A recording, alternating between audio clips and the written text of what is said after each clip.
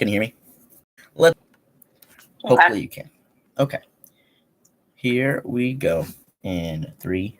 Welcome back to the Below the Yellow Line podcast, a podcast where me and my co-host Emily talk about NASCAR for hours a week, 3 days a week, and hope that somebody listens. I am Samuel Stubbs, one of your co-hosts. That is, well, you can't see her, but imagine you can. Is. I'm Emily. I can't see me. We're both here in spirit. I mean, you're listening to us, so I guess we're not completely just here in spirit. I was thinking, Emily, that this was going to be a relatively straightforward show. We talk a little bit about Bristol Dirt. We'd preview Martinsville. We talk a little bit about Cody Ware and his situation. And they'd be short, maybe 100 minutes, which would be incredible. And then Chase Elliott had to drop a bombshell on us, so appreciate that, Chase. So now we have a lot more to talk about than I originally intended, but you know what? That's okay. But before we actually... welcome back to Chase this week. Yeah, welcome back to Chase. I no longer get to make hospital room jokes about Kevin Harvick and Stewart Haas Racing, but all good things must come to an end. But before we do that, we have to get our life update, check-in, humor, rhetorical questions. So if you have any of those, Emily, now would be a great time to go ahead and share those. It seems mine are, not typically, literally always about food, it seems. I mean, food is great. Why not? I like food. Goodness, if you could hear that squeak. That was my stomach straw. Speaking of food. Clown. So, crowd. Oh my gosh, I'm making a mess. Crowd Sonic person, though. Listen, here's what I'm convinced about Sonic. This happened while Samuel was in town. Anytime I go and it's not like afternoon hours or earlier, so like evening, night, they get my tea wrong. And so I decided maybe after a certain time I need to stop ordering tea. Because I order sweet tea. That's terrible. If I get it late, that they run sweet tea. Hey, we're out. Instead of making more, whatever, they just give me unsweet tea. That's just why would you not just tell the people that you're out of sweet tea? Because then I get home, I'm unhappy because I have unsweet tea. Yeah, I have to sweeten it myself. Now, thankfully, if I'm heading home, not a huge deal. I can fix it. I'll drink it. Whatever. That's not what I wanted. I wanted sweet tea. Yeah. You kind of got robbed. Slightly. So what am I doing right now? Sweetening my own tea. Again, personal problem. Okay. Personal problem. I can handle it, but it's just put it up. You can do this. A sweet tea. Oh no, I get that. It seems as if we will not be getting. I think I'm okay to sacrifice that. Yeah. Yeah. As for me, not a lot of stuff's happening, to be honest. What's your update? Well, you're going to be shocked to hear this. It's about sports. It's not about NASCAR because we're not into that part of the show yet, even though that is like 99% of what our show is about. But I am very excited tonight. I'm very proud of the team that I'm about to mention. The Oklahoma City Thunder were projected to win like 21, 22 games this year with a really young team, with their lottery draft pick out for the season with a broken foot. And somehow, some way, they slipped in to the playoffs. I have no clue how they did it. Well, it's a play to actually get into the playoffs, but it's technically the playoffs. If they win 2 games, their reward, or I guess punishment, depending on how you look at it, is to play the top seed or maybe the second seed, to play one of the 2 best teams in the Western Conference of the NBA, which is no small task. That's pretty funny. But still, that they even made the playoffs or even came close was incredible. So I'm really proud of them. Shout out to them for making this basketball season a lot more fun than I originally thought it would be. I'd still be a fan. I'd still watch all their games, even if they were terrible this year, like we expected them to be. But the fact that they weren't terrible to win an NBA Finals is pretty awesome. They're not going to win the NBA Finals. They're not going to win the NBA Finals, but it's really cool that they even have a chance to do that because me and every Thunder fan were resigned to the fact that we were tanking this year. We are not tanking this year, so that's really cool. Let's see here. They're tied at 3 right now, which makes me nervous. I really wish they would not be tied anymore and they could, hold on to a lead. But that's why baseball is a 162 game season. But I take all 162 very seriously. So, yeah. Do you have any jokes, Emily? I always put humor in the itinerary. I don't know why, because neither of us are really comedians. We normally don't have any good jokes until we actually get going with the show. But do you have any jokes? No, can't say I do. Me neither. I need to start preparing a list. Yeah, we should. We should be like we should just have a notebook full of jokes on hand at all time, because it really would. That would be the right really thing handy. to do. Absolutely. So we're gonna take our first commercial break, and these can be happening. So yeah, we're gonna take our first commercial break. Come back and actually talk about NASCAR. We'll do a little recap of Bristol Dirt, and we'll probably talk about Cody Ware. Okay, get this going. He's still in jail. Even with that little bond, they nobody's paid it yet, which is kind of shocking. But seriously, yeah, he's still stuck in the jail, which is, it's probably good. Based on what it sounds like he did, he really shouldn't be released. But well, we'll see. I don't know. It's just shocking. People get out of $100,000 bonds, Yeah. So, people have tens of $1,000 or tens of $1,000 bonds for marijuana possession. And then you have a guy who literally strangled somebody, and it's $3,000.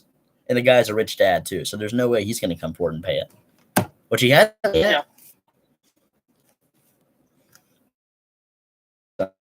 No. I don't know. I don't get it. We'll see.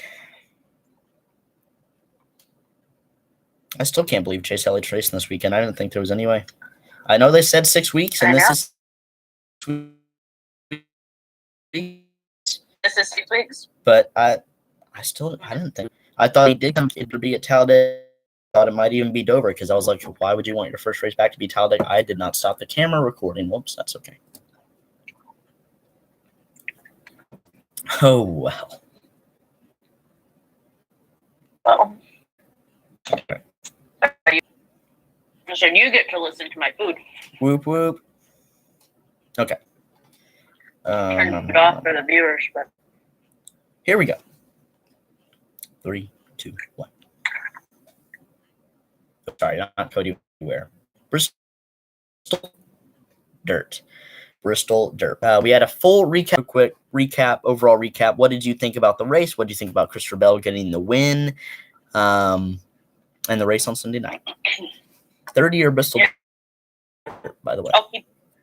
I'll keep it inappropriate as we are the race. We'll take it. We'll take it. What's your opinion on Denny's finish? Because I was kind of sad to watch him flounder around all night. He had some damage, I know, but it totally sucked. Yeah, I don't know what happened. One of my guys, Bubba, he had a decent finish in 12th, but I don't know what happened to Bowman. He was 7th on the final restart. In post-production. But yeah, decent race. I'd be fine with Bristol Dirt staying. We talked about that a little bit more on Monday's show, but I'd be fine with Bristol Dirt staying. This year was the best prepared the track has been. You really had to prepare a dirt track as opposed to other forms of tracks, and I think they did great. Christopher Bell gets the win. Tyler Reddick ends up in 2nd place there at the end for the 2nd straight year, and I've already kind of got him listed down as my pick for this race next year, because 2nd 2 years in a row, and he wants it. He clearly shows that. Oh my gosh, English is so difficult. He has clearly showed that he's capable of running up front there each and every time we go there. It's a question of actually him, finishing out one of these races and winning. Next topic of discussion here going to be Cody Ware. So I was wrong. I said he was arrested last Monday, the 3rd. I was wrong on that. He was actually booked on Monday, arrested, put in the cell on Monday, April 10th, this past Monday, for and assault and just a bunch of other really bad stuff that you should not do to another human. So yeah, his bond was set at $3,000, which is an absurd low amount for the stuff that is for the allegations alleged against him. Again, it's until proven guilty, but from the allegations, it sounds like he did something pretty terrible. And as sad as the whole thing is, won 2 races this year in the NASCAR Craftsman Truck Series. He's already locked his spot in the playoffs, and he's already run a couple of Cup races. Ran the Daytona 5, he's ran 2 this year. Ran at Phoenix for front row. Ran the Daytona 500 for front row, and last year he filled in for Chris Buescher at Gateway after Buescher got the COVID.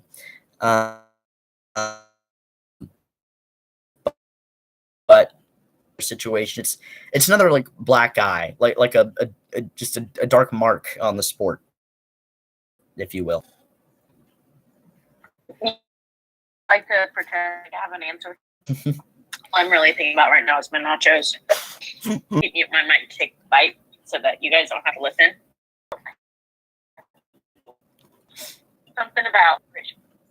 Something about what? Oh dear. I'm sorry, guys. We may be losing her.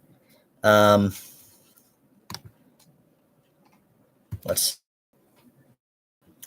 I can hear you now. You can hear me now? Okay. For everybody, they've already written their stories. And it's not a crew chief. It wasn't a fan. It was the driver. It was the direct guy here, the guys that we all root for each and every week. It's just kind of a stain on the sport. What do you think about that? Oh, yeah. I mean, just like scandals happen in any sport, it makes an impact on the driver, the team, how people are perceived. Oh, yeah. Even if it wasn't people that were directly involved. Mm-hmm. So I think it's huge. Yeah. You don't want to be a fan. Really unfortunate there is I think we might have just lost Emily again. Oh, there we go. She's back. Dude, no, I'm back. No, I'm here. You're what's going on or what? Like you're a crazy person over here. Oh, yeah, you definitely are. You are a definite crazy person. Mm-hmm. I am. Okay. Let me check something real quick here. Actually, kind of time to talk. Okay. So that one. Hello, everybody. Welcome. Okay, we're good. Actually, I've left. Oh dear. Okay. Can you hear me?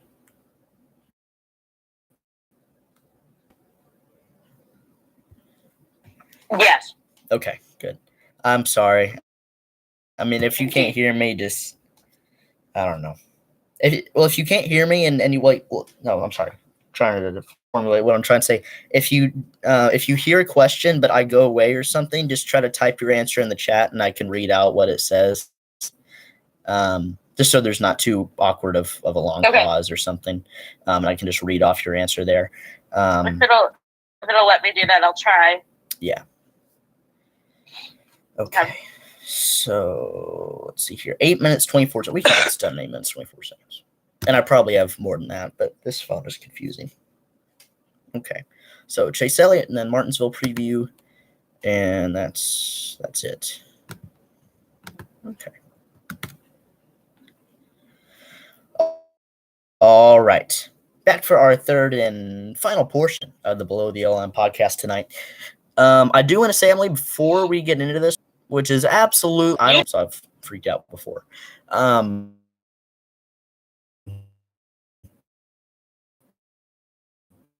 No, my dad is.